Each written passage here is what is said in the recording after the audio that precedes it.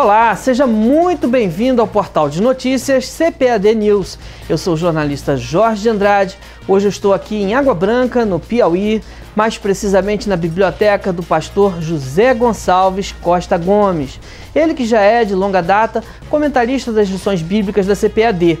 Para este segundo trimestre do ano de 2016, ele lançou este livro aqui, que é o título das lições bíblicas da CPAD para este período. Na verdade, é um estudo da Epístola do Apóstolo São Paulo aos Romanos, e que você tem oportunidade agora de antecipadamente ficar por dentro do que vai acontecer na Escola Bíblica Dominical. Muito bem, pastor Zé Gonçalves, seja bem-vindo ao nosso programa. E eu de cara já queria saber quais são os valores espirituais que o estudo à carta aos Romanos vão produzir neste trimestre na Escola Dominical.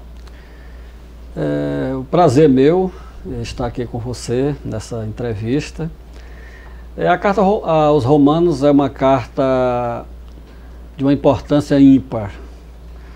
Ela traz os grandes temas da teologia cristã, embora, evidentemente, Paulo não trate todos os temas teológicos em Romanos, mas aqueles temas que são cruciais, como a doutrina da justificação pela fé, que é o pilar dessa carta, é o eixo no qual essa carta se move, é uma das doutrinas mais importantes trazidas nessa carta. Então essa carta tem um valor espiritual tremendo.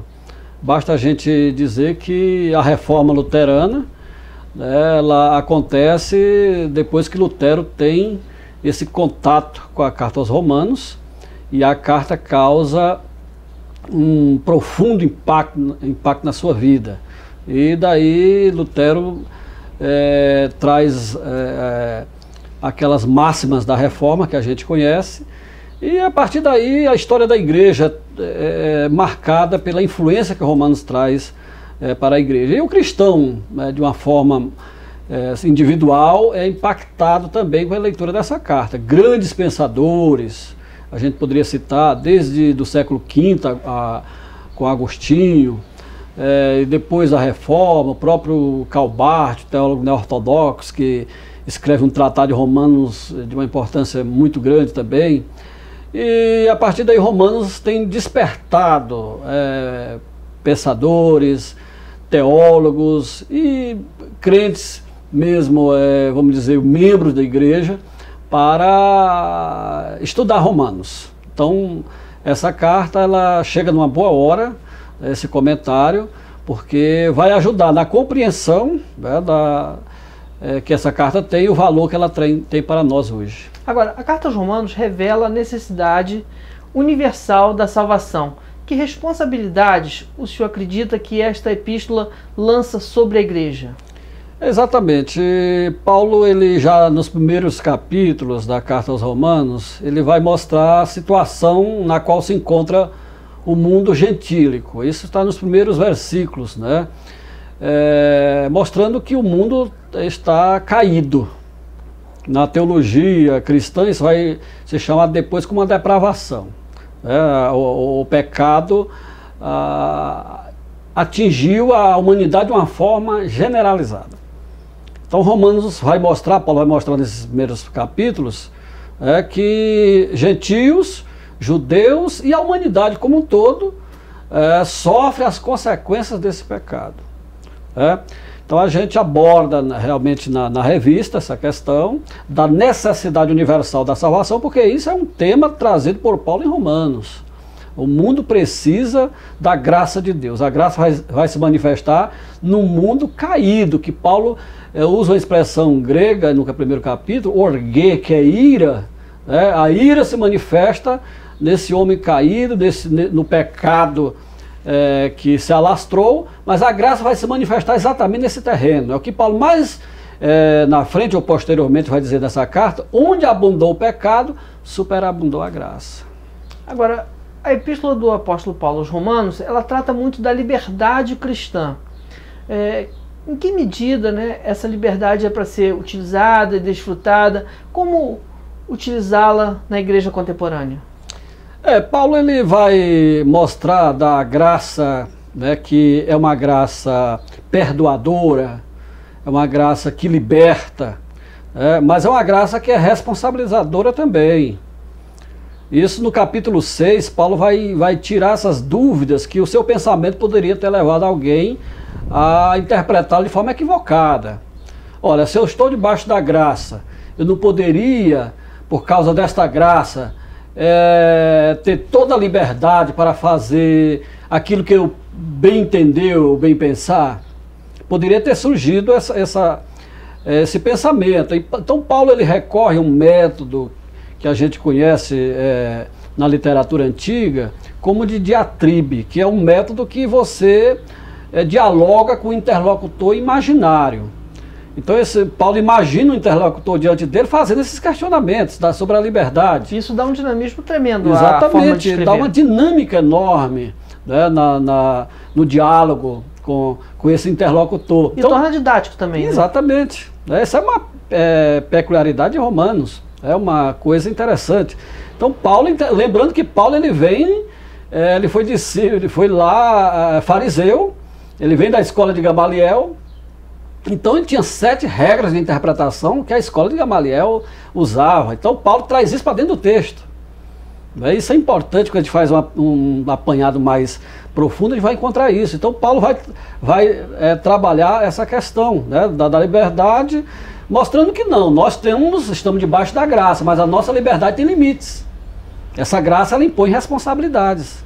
Né? Essa graça não nos dá liberdade para pecar, mas porque somos livres, devemos agir de acordo com essa graça. Muito bem, esse assunto está muito bom. Eu tenho certeza que você que está acompanhando aqui essa programação está sendo enriquecido com o pastor José Gonçalves, que tem muito conteúdo bíblico, muito ensino a transmitir à igreja brasileira. Eu vou a um intervalo comercial muito rapidinho e na volta nós vamos falar de motivação. Não sai daí não, fica conosco.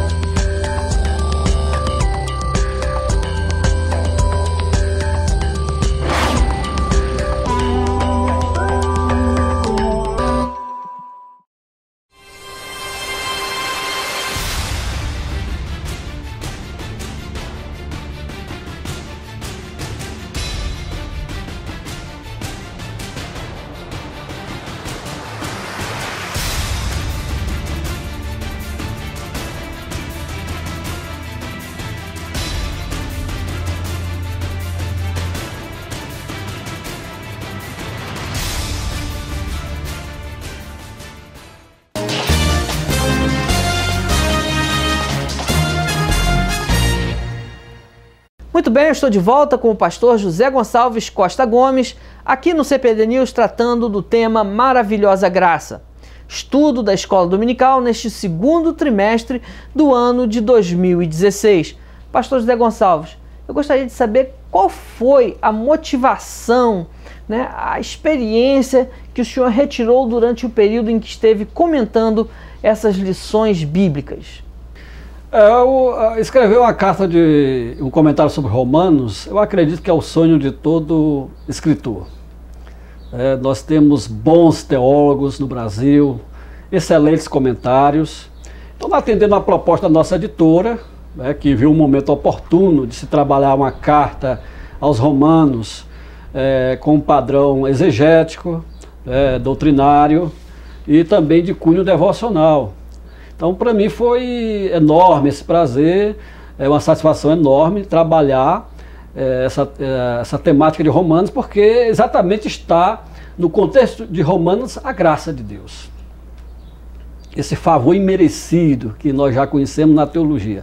Então, foi uma fonte de inspiração saber que milhões de pessoas, ou milhares de pessoas vão ser alcançadas com, vamos dizer, uma atualização teológica, uma análise mais aprofundada dessa carta. A gente procurou trazer os grandes temas da teologia para essa lição bíblica e também para nosso livro, que é o livro de apoio, para que o leitor seja enriquecido, né, com aquilo que Paulo, o Espírito Santo levou Paulo a escrever em Romanos. Então, para mim, foi algo maravilhoso, uma experiência tremenda trabalhar a Epístola aos Romanos. Agora, a Epístola trata de coisas que são bem interessantes, é profundamente teológica. Como, por exemplo, ela fala de maldição, pecado, mas também fala de libertação e de graça. Como é que é esse contraponto para o estudante das Sagradas Escrituras? Exatamente. Esse tema, Paulo já vai, como a gente já até trabalhou isso, falou isso, Paulo vai mostrar o que o pecado causou, o que o pecado trouxe para a humanidade, qual a situação do homem diante de Deus, em que circunstâncias essa graça vai se revelar. Então Paulo ele mostra esse mundo numa situação caótica mesmo. Então ele vai fazer esse contraste aí como é que a graça se revela. Ele vai trazer personagens da história da literatura hebraica, como o próprio Abraão. A gente trabalha Abraão, que realmente ele foi o pai da fé, heróis de 3 grandes religiões, mas Paulo ele cita que Deus justifica pela fé o ímpio. Muitos comentaristas, acertadamente, eles veem Abraão sem essa áurea que se coloca, mas como um pecador que ele era. Então Abraão é justificado pela fé, pela graça, independentemente das obras. Isso é uma coisa interessante. Há um debate mais moderno que surge na história da igreja, a partir dos escritos de Epicendras, um teólogo, quando ele escreve Paulo e o Judaísmo Palestino, em 1977, que procura trazer uma nova perspectiva sobre Paulo, que Paulo não estaria trabalhando ou condenando as obras da lei, o legalismo judaico, mas o nacionalismo judaico, que nós não podemos aceitar essa tese. Paulo está mostrando exatamente que ninguém pode ser justificado pelas obras da lei ou por obras nenhuma. A graça se revela maravilhosamente, né? Deus derrama essa graça, independente de mérito de homem algum. Essa é o que a teologia paulina vai revelar, né? Que nós cremos e mostramos a partir de Romanos que a graça trabalha esse contraste, o homem caído e Deus misericordioso que vai à procura deste homem, buscar este homem. E eu queria saber, pastor Zé Gonçalves, a epístola do apóstolo Paulo aos Romanos, quando nós nos debruçamos sobre a epístola, nós temos motivação para continuar ou permanecer numa vida de erro, de pecado? A gente trabalha isso mais detalhadamente do livro Maravilhosa Graça, porque algumas leituras de Romanos têm levado a essa interpretação equivocada, né, de que o cristão ou a libertinagem, ou a liberdade para pecar, ou o extremo oposto. Tem pessoas que lêem Romanos 6, por exemplo, existem até grupos, né, religiosos, que nasceram, evidentemente, nos Estados Unidos, veio para cá como enlatado, importado, que diz que o cristão não peca mais, que o crente não peca mais, essa graça libertou ele está vacinado. É uma leitura equivocada, evidentemente. Paulo não vai trabalhar isso. Vai trabalhar como seres humanos pecadores justificados pela graça, né? Agora, Dietrich Bonhoeffer, ele trabalha uma coisa interessante, quando ele mostra que essa graça, ela não é uma graça barata. Bonhoeffer vai dizer que a graça barata justifica o pecado, né?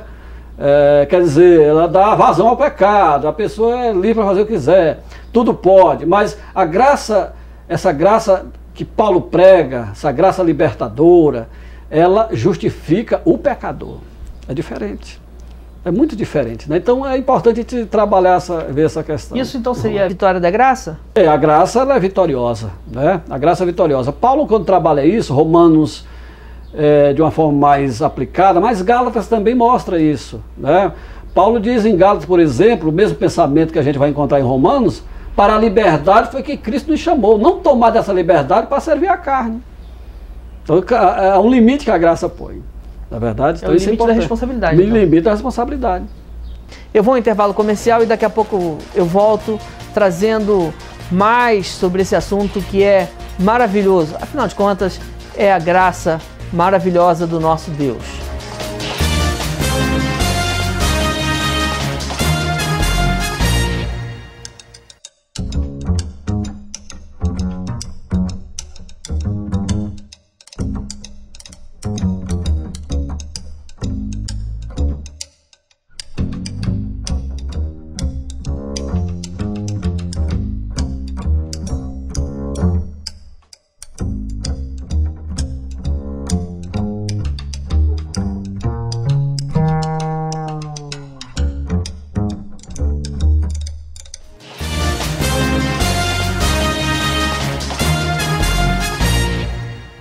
Muito bem, eu estou de volta com o pastor José Gonçalves Costa Gomes, aqui no CPAD News, tratando do tema da escola dominical neste segundo trimestre do ano de 2016. Maravilhosa graça. Pastor José Gonçalves, nós falávamos sobre a vitória da graça, responsabilidade, né? O que esse ensino é importante para a igreja contemporânea? Olha, nós temos, o Brasil é um país de dimensões continentais, continental, e evidentemente o movimento evangélico no Brasil é muito dinâmico. E nós temos um crescimento que a gente, como diz Justo Gonzalez, a gente vê um inchamento em vez de crescimento. Muitas teologias particulares que surgem, não a partir do texto bíblico, mas de experiência, de algo sensorial, né? E é passado como se fosse Bíblia. Então a gente procura trabalhar Romanos para mostrar as bases teológicas da fé cristã. Para quê? Para que o nosso cristianismo, a nossa fé, no nosso caso, na nossa de confissão pentecostal, continue aquela tradição dos nossos pais pentecostais, né, do pentecostalismo clássico. Homens apegados à palavra, ao texto bíblico, né, à fidelidade doutrinária, que isso é importante. Então, a Epístola aos Romanos, a gente, na nossa a perspectiva que nós escrevemos, a gente trabalha isso. Há muita aí, evidentemente, quando a gente trabalha Romanos, algumas questões doutrinárias e teológicas surgem porque elas entraram na história da igreja. Os pentecostais, por exemplo, eu já vi muita coisa chamando os pentecostais de semi-pelagianismo ou pelagianismo, porque pregariam a salvação pelas obras. Isso, evidentemente, é colocar, misturar as coisas, é não separar o joio do trigo. O pentecostalismo clássico, a nossa tradição de onde a gente veio, evidentemente não pode ser confundida essas coisas. Então, na nossa literatura, o nosso livro que escrevemos, a gente mostra isso, né? A nossa fidelidade às raízes teológicas de onde a gente veio. Nós temos uma herança wesleyana inegável, como diz o Donnie Dayton, no livro Raízes Teológicas do Pentecostalismo, né? E a gente sabe que o movimento wesleyano era fidedigno ao texto bíblico. Eu estava lendo recentemente as obras de Aidan Clarke, os 9 comentários que ele escreveu da Bíblia em 40 anos. Clarke, já com 25 anos, tinha lido a Septuaginta, era um erudito, né? Tinha domínio das línguas originais, depois leu todos os evangelhos, para poder trabalhar seu texto. E a gente está dentro dessa tradição. Eu acho isso muito interessante, nós estamos dentro dessa tradição. Então, o pentecostalismo ele surge a partir da teologia, foi influenciado, né, por grandes teólogos. Basta de citar R.A. Torre, por exemplo, que o livro dele, Batido no Espírito Santo, escrito em 1856 a 58, causou uma influência muito grande no nosso movimento, não é verdade? Então isso é importante, a gente quando analisa Romanos, leva isso em conta. Alguns autores, evidentemente baseados em fontes secundárias, acusam os pentecostais, evidentemente, quando não separa as coisas, de semi-pelagianismo, mas isso não reflete a verdade. É evidente que há movimentos que podem estar com essa prática, mas o pentecostalismo clássico, isso não reflete a verdade. Pastor Zé Gonçalves, nós nos conhecemos já há vários anos e o senhor sempre foi assim, um defensor do pentecostalismo, como está demonstrando aqui nessa conversa. O que significa andar no Espírito? Uma expressão usada nos escritos de Paulo, né? Ele andar no Espírito jamais satisfaria as concupiscências da carne. Os desejos. Os desejos da carne, o epitumia, epitumel, que são palavras que dão origem a esse termo que Paulo usa, né? Então, o andar no Espírito está na esfera do Espírito.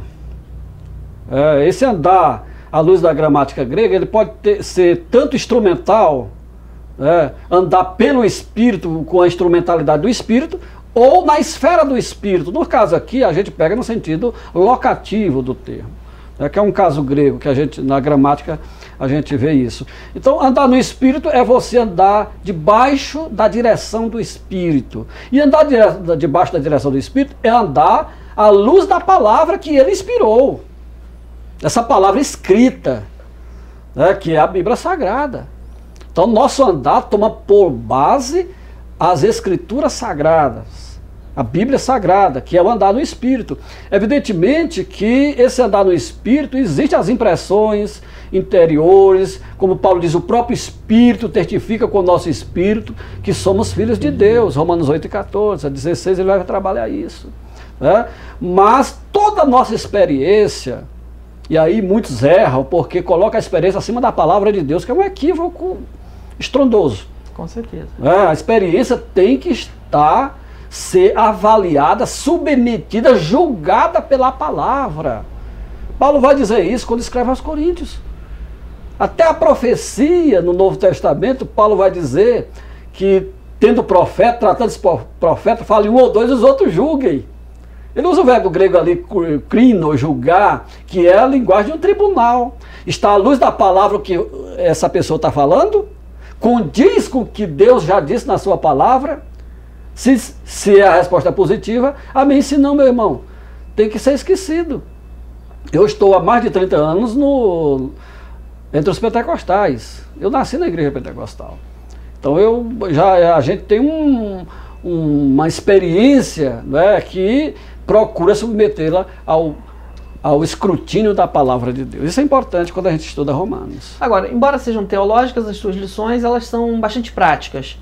A lição 13, por exemplo, trata das relações sociais e compromissos em relação ao Estado. Como é que os professores têm de abordar esses assuntos de modo a que não hajam confusões, até porque nós estamos num período de uma crise social e política no nosso país? O cristão, Paulo vai trabalhar isso no capítulo 13 de Romanos, quando ele diz que toda autoridade é constituída por Deus. Isso mostra a soberania de Deus na história. Deus é soberano. Para a gente ter uma ideia, Deus, dentro do seu propósito, ele usou até Nabucodonosor e Ciro, imperador medo-persa. Então Deus é soberano. Essa ideia de um Deus limitado, que não controla a história, é um modismo novo, que a gente chama teísmo aberto. Mas isso não reflete o contexto bíblico. O Deus da história é soberano. O que Paulo está mostrando aí é que o cristão, embora como cidadão dos céus, que ele é cidadão da terra também. Ele tem deveres civis, como tem deveres morais e espirituais. Ele precisa se relacionar bem dentro do Estado, dentro da nação, da cultura que ele está inserido. Então Paulo vai trabalhar isso em Romanos 13, nos 7 primeiros versículos. Ele vai falar da responsabilidade que nós temos de pagar impostos. E veja que Paulo escreve num contexto do Império Romano, onde a Palestina estava sob dominação romana, dos imperadores. Nós vemos isso por todo o Novo Testamento. Então, mas Paulo chama a atenção do cristão para a responsabilidade. O que Paulo vai mostrar? Que o cristão deve ser ordeiro, deve ser uma pessoa que dá exemplo. É preocupante hoje, meu querido Jorge, que Eu li isso num livro lançado da editora, um livro da Super Interessante. Na verdade, uma compilação de várias matérias, se transformou em livro daquela revista Super Interessante. Uma coisa que me chamou a atenção, ele diz assim: os evangélicos crescem muito no Brasil, mas quanto mais cresce, menos influência causa. Tem uma coisa errada. Com certeza. Tem uma coisa errada. O sal não está salgando. Então a gente precisa... E se não salga? Vai apodrecer. Então a gente precisa ver o que está errado, né? Então o cristão, Paulo, ele não está aqui fomentando o partidarismo. Olha, os partidos são invenções ou criação humana. As ideologias também. Ele não está demonizando um, nem santificando o outro. Ele está mostrando como o cristão deve ser, né?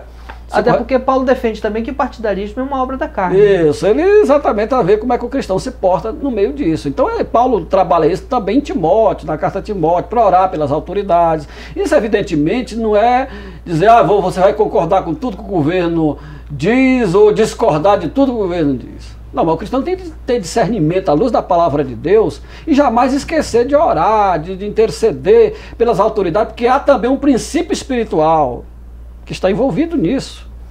Está envolvido nisso. Então o cristão tem sim deveres civis, como Paulo lembra aí no caso, o imposto direto e indireto, né? Do texto grego a gente vê isso bem claro, mostrando a responsabilidade do cristão diante do Estado. Bom, nós estamos chegando no final dessa entrevista e eu queria saber como é que o senhor trata a questão da cosmovisão missionária, né? O que isso traz de positivo para a igreja nesse momento? É interessante, Paulo, quando ele escreve a carta aos Romanos, ele quer exatamente tirar algumas arestas, cortar algumas arestas, algumas dúvidas que a sua teologia estava provocando. Roma já era uma igreja expressiva, quando ele diz no versículo 8, em todo mundo é proclamada a vossa fé.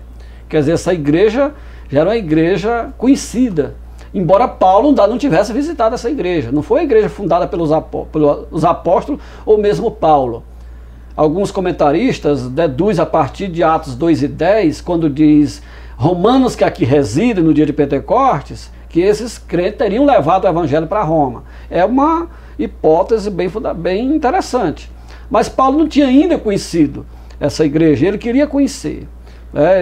Ele vai tratar isso, a gente vê bem claro nas cartas, já preparando o terreno para isso. Mas ele tinha uma outra motivação também, ele queria evangelizar. Ele queria alcançar a Espanha, como ele diz.